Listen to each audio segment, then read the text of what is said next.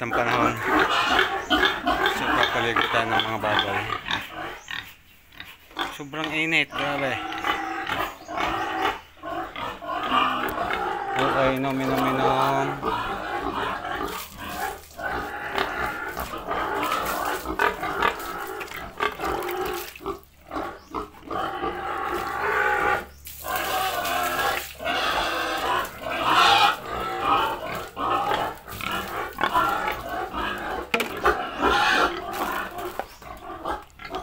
Biana. Okay, inom. Ah, grabe. Singkarang init.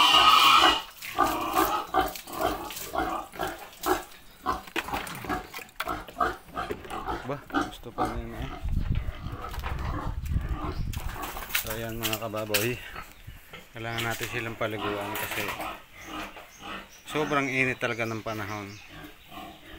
Oh, grabe ang init ng paligid. Tapos medyo mababa yung ating bubong. Kaya kailangan natin silang bigyan ng painom at paligo. Kahit 2 tabo. Ayun, oh. Buninay. Wow. Tuwan-tuwa na si Buninay mag-swimming.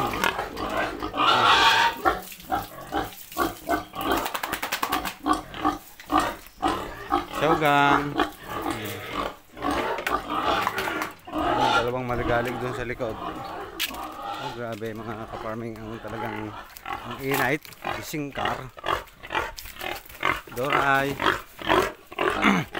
Painumin muna natin. Sanay silang uminom sa tabo. Ayan.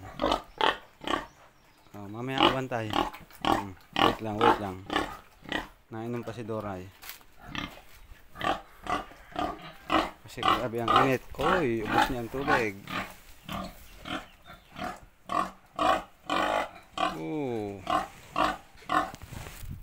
So yan, ito yung mga large white at saka duro. Hay. Akin na tabo, akin na. Inom.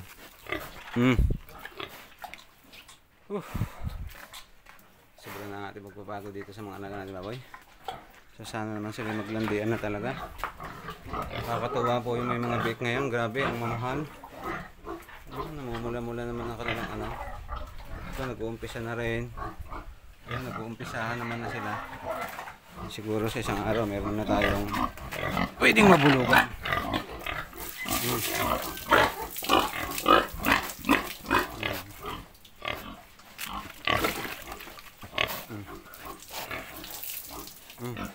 Aray. Ligo.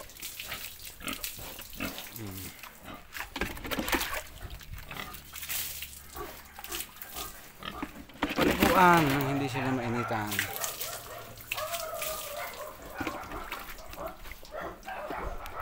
Ligo.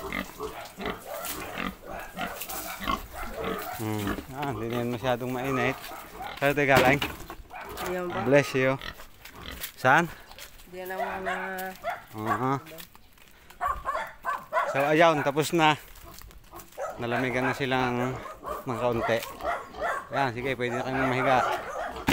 Maaga pa, mamaya pang hapon ninyo kain.